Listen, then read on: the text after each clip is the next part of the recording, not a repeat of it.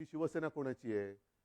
काही जण असा आरोप करतायत की किंवा असं भासवण्याचा प्रयत्न करतायत की आता काय बाळासाहेबांची शिवसेना राहिली नाही.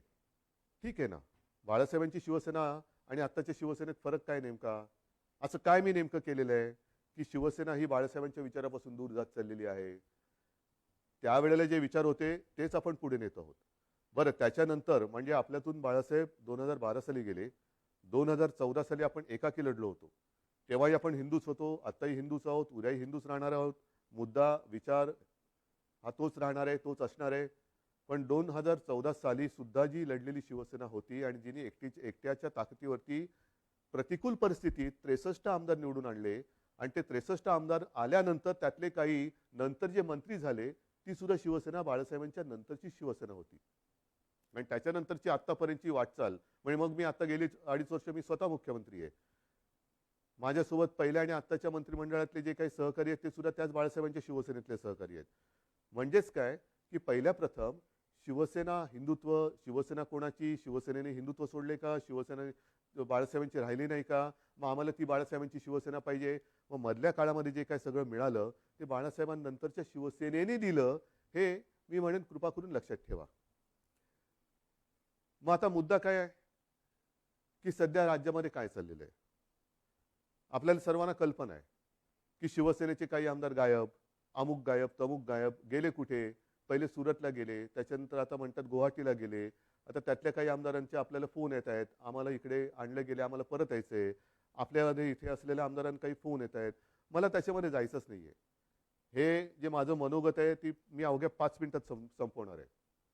आणि ते एवढ्यासाठी की काल परवा जी आपली एक निवडणूक झाली विधान परिषदेची, त्या विधान परिषदेच्या निवडणुकीच्या आदल्या दिवशी हॉटेलमध्ये सगळे आपले आमदार होते. मी तिकडे गेलो आणि म्हटलं काय परिस्थिती, ही कोणती लोकशाही? ज्यांना आपण आपलं मानतो, शिवसैनिक मरवर मरतात, राबतात, निवडून देतात. जनता सुद्धा शिवसेनेच्या विचारावरती विश्वास ठेवून त्यांना निवडून देते. आणि आपली माणसं ह्यांना सुद्धा आपल्याला एकत्र ठेवावं लागतात का? अरे हा कुठे गेला बघा, तो कुठे गेला बघा. मग मध्येच कोणतरी गायब होतो. कुठे गेला होता? नाही, मी जरा बाथरूमला गेलो होतो. म्हणजे बाथरूमला गेला तरी संशय.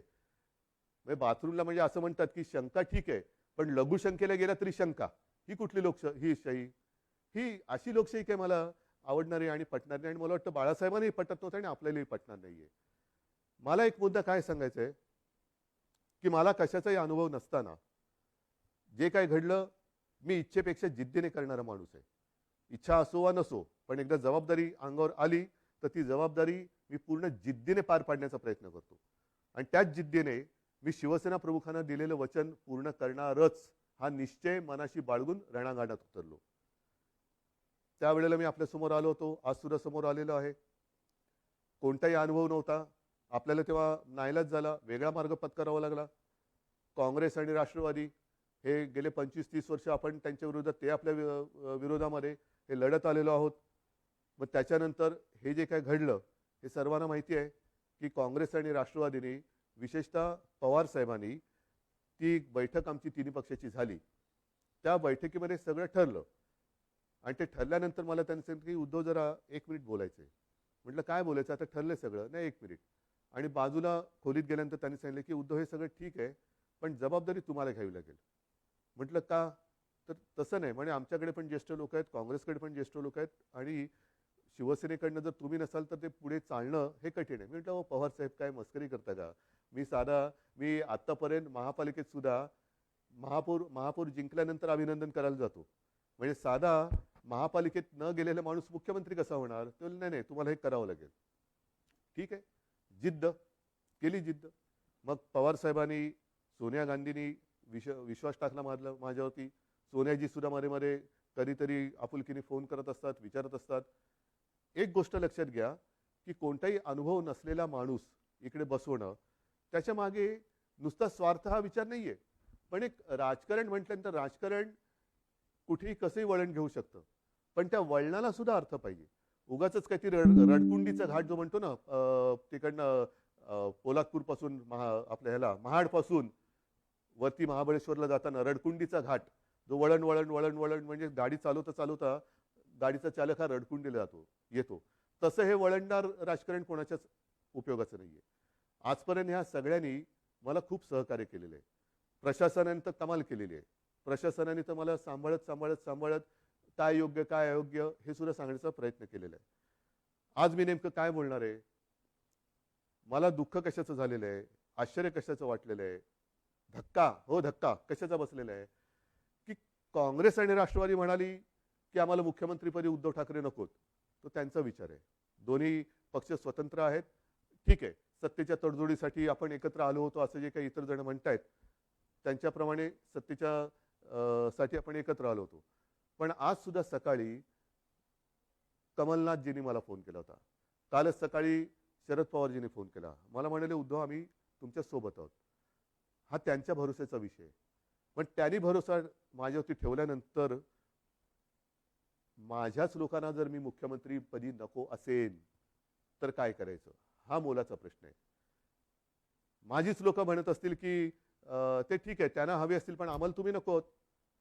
मग मला हेच म्हणायचं आहे की समजा माझ्या लोकांना, म्हणजे मी माझं म्हणतोय ते मला आता माझं आपलं मानतात की नाही मला माहिती नाही, कारण ते माझ्यासमोर नाही आहेत. तर तुम्ही इथे येऊन बोलायला काय हरकत होती? सुरतला जाऊन बोलण्यापेक्षा, आणखीन कुठेतरी जाऊन बोलण्यापेक्षा सरळ समोर यायचं आणि सांगायचं की उद्धवजी तुम्ही कारभार करायला नालायक आहात. हे कोविडच्या काळातले टॉप 5 वगैरे सोडून द्या. आम्हाला तुम्ही मुख्यमंत्रीपदी नको. ठीक आहे, चला मी उठतो. आणि आज सुद्धा मी तुम्हाला सांगतो, जर त्याच्यापैकी एकाही आमदाराने समोर येऊन मला सांगितलं किंवा जर त्यांनी स्टेटमेंट दिलं की उद्धव ठाकरे मुख्यमंत्री पदावरती नकोत, तर मी आत्ता मुख्यमंत्री पदाचा राजीनामा द्यायला तयार आहे. आणि ह्याच्यावरती विश्वास नसेल तर आज आपली फेसबुक लाईव्ह झाल्यानंतर आज संध्याकाळपासून मी माझा मुक्काम वर्षावरनं मातोश्रीला हलवत आहे. मला कोणताही मोह नाही. मी ओढून ताणून खुर्चीला चिकटून बसणारा नाही. मी शिवसेना प्रमुखांचा पुत्र आहे. कोणताही मोह मला खेचू शकत नाही, अडवू शकत नाही, थांबवू शकत नाही. पण हे माझ्या समोर येऊन बोला. उगाच काहीतरी शिवसेनेशी आम्ही गद्दारी करणार नाही, पण ही शिवसेना आहे आमची शिवसेना, कशाला तुम्ही हे करताय? या सगळ्या करण्यावरनं नुकसान कोणाचं होतं आहे? एक जी गोष्ट आपण लहानपणापासून ऐकत आलेलो आहोत, कुऱ्हाडीचा दांडा गोतास टाळ, तीच परिस्थिती ही आहे. ती काही जणांना ही म्हण माहिती आहे, पण त्या म्हणीमागची गोष्ट नाही माहिती आहे. ती गोष्ट अशी आहे की एकदा एका जंगलामध्ये एक लाकूड तोड्या झाड तोडत होता, म्हणजे त्याच्या कुऱ्हाडीचे घावच घालत होता. सगळे पक्षी त्याच्यावरती राहणारे हे कासावीस झाले की आपला आसरा असलेले हे झाड आता तुटणार, कोलमडून पडणार. पण त्याहीपेक्षा हे घाव घालत असताना या झाडाला वेदना किती होत असतील, म्हणून ते पक्षी त्या झाडाशी बोलायला लागले. आपल्याला निसर्गाची भाषा येत नाही, पण निसर्ग एकमेकाच्या भाषेत बोलत असेल. तर पक्षी त्याच्याशी बोलायला लागले झाडाला की दादा तुला खूप दुखत असेल ना रे, खूप वेदना होत असतील ना रे, की तुझ्यावरती हे कुऱ्हाडीचे घाव पडतायत. झाडाने काय उत्तर द्यावं की मला वेदना होत आहेत, दुःख होतंय, पण ते घाव पडतायत म्हणून होत नाहीये. तर हा लाकूड तोड्या ज्या कुऱ्हाडीने घाव घालतोय, त्या कुऱ्हाडीचं लाकूड हे माझ्या फांदीचं लाकूड आहे, त्याच्या मला वेदना जास्त होत आहेत, त्याच्या वेदना जास्त होत आहेत. हेच आज चाललेलं आहे. कुऱ्हाडीचा दांडा हा आपला जे गोतास काळ, म्हणजे आपली जी राजकारणातली जन्मदात्री आहे, शिवसेना आहे, तिच्यावरती तिचंच लाकूड वापरून घाव कोणी घालू नका. या समोर बसा, मी देतो राजीनामा. चला, मी तुमच्या हातामध्ये आज मी माझ्या राजीनाम्याचं पत्र तयार करून ठेवतो आहे. जे आमदार गायब आहेत किंवा त्याने गायब केलेलं आहे, त्यांनी यावं आणि माझ्या राजीनाम्याचं पत्र घेऊन राजभवनमध्ये जावं. मी का नाही जात?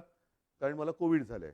त्यातून राज्यपाल महोदय म्हणाले की उद्धवजी को खुद को आने दो, चलो मैं भी आने के लिए तैयार हूं. मी यायला तयार आहे.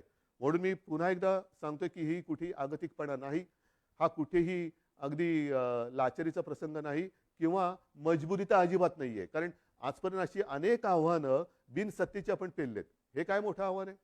काय होईल जास्तीत जास्त? परत लढू. जोपर्यंत माझ्यासोबत शिवसेना प्रमुखांनी जोडून दिलेला सारा शिवसैनिक आहे, तोपर्यंत मी कोणत्याही संकटाला भीत नाही. मी आव्हानाला सामोरा जाणारा माणूस आहे. त्याच्यामुळे कोणतेही आव्हान हे घाबरून त्याला पाठ दाखवणारा नाहीये. हे जसं मी मुख्यमंत्री पदासाठी बोलतोय, तसंच मी आज माझ्या शिवसैनिकांना सुद्धा आवाहन करतोय. कारण का तर ही शिवसेना बाळासाहेबांची शिवसेना राहिली नाही असं काही जे आरोप करतायत, त्याला सुद्धा माझ्याकडे उत्तर आहे. ज्या शिवसैनिकांना असं वाटत असेल की मी शिवसेनेचं नेतृत्व करायला नालायक आहे, त्याला मला सांगा, मी हेही पद सोडायला तयार आहे. मी शिवसेना पक्षप्रमुख पद पण सोडायला तयार आहे, पण हे सांगणारा विरोधक नाही. नाहीतर असे फडतूस लोक खूप आहेत. त्यांच्या सांगण्यावरनं किंवा त्यांच्या त्या काय ते ट्रेंडिंग, ट्रोलिंग, ट्विटर, फिटर ह्याच्यासाठी मी काय त्यांना मी बांधलेलं नाहीये. मी माझ्या शिवसैनिकाला बांधलेलं आहे. आणि शिवसैनिक सुद्धा या भानगडीत पडणारा नाहीये, कारण तो फेस टू फेस संकटाला सामोरं जाणारा शिवसैनिक आहे. म्हणून त्यांनी सांगावं, मी दोन्ही पदं सोडायला तयार आहे, पण मी मुख्यमंत्रीपद सोडल्यानंतर जर शिवसेनेचा मुख्यमंत्री होत असेल, मला आनंदाने मान्य आहे. आनंदाने मान्य आहे. पण त्याही पलीकडे जाऊन केवळ मी मुख्यमंत्री नको, दुसरा कोणी असला तरी चालेल, पण शिवसेनेचा म्हणजे उद्धव ठाकरे मुख्यमंत्री नको, दुसरा कोणी चालेल. चला तेही मला मान्य आहे. पण एकदा मला समोर येऊन सांगा. हे इकडून तिकडून नाही, आमचं तुमच्याबद्दल काहीच म्हणणं नाहीये. पण तसं नसेल तर जोपर्यंत मी खुर्ची अडवून ठेवले, तोपर्यंत काय होणार? काहीच होणार नाही. म्हणून एकदा ठरवूया, तुम्ही या किंवा तिकडनं फोन करा आणि सांगा की तुमचं आम्ही फेसबुक लाईव्ह पाहिलं, चॅनलच्या माध्यमातून पाहिलं, फेसबुकच्या माध्यमातून पाहिलं. आम्हाला तिकडे यायला संकोच वाटतो, पण तुम्ही म्हणालात त्याच्याप्रमाणे तुम्ही आम्हाला नकोत. हे स्पष्ट सांगा. मी या क्षणाला मुख्यमंत्रीपद सोडायला तयार आहे. या क्षणाला मी मुख्यमंत्रीपद सोडायला तयार आहे. आणि म्हणून बांधवांनो आणि भगिनीनो एकच सांगेन, शेवटी ही पदं येत असतात, पदं जात असतात. आयुष्याची कमाई काय? पदं नसतात. पदावरती बसल्यानंतर जे तुम्ही काही काम करता, त्याच्यानंतर जनतेची प्रतिक्रिया काय असते, ही आयुष्याची कमाई असते. आणि या 2.5 वर्षामध्ये जे प्रेम तुम्ही मला दिलत, कुठे झाली हो आपली भेट? पण ह्याच माध्यमातून मी तुमच्याशी बोलत आलो.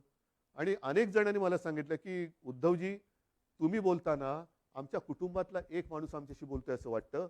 हे भाग्य मला नाही वाटत ह्याच्यापेक्षा आणखीन काय असू शकेल. ज्यांची ओळख पाळख नाही, दूर कुठेतरी राहतात, अगदी मुंबईत राहिले तरी भेटीचा कधी योग येईल असाही भाग नाहीये. पण या माध्यमातून जेव्हा मी तुमच्याशी बोलतोय, तेव्हा तुम्ही आमच्या कुटुंबातले वाटतात. हीच तर आयुष्याची कमाई आहे. आणि आयुष्याची कमाई माझ्यासाठी तरी भरपूर आहे. मुख्यमंत्रीपद हे तेव्हा अनपेक्षितपणाने आलं. आत्ता सुद्धा मी यायला चिकटून बसत नाहीये. जर तुम्ही सांगाल, मी आत्ता त्याच्यावरनं पाय उतार तयार आहे. आणि हे माझं नाटक नाही, अजिबात नाटक नाही. कारण नाहीतर म्हणतील की काय हे असं करायचंच होतं. नाही, मला काय म्हणायचंय की तुम्ही संख्या किती कोणाकडे आहे हा गौण आहे विषय माझ्याकडे.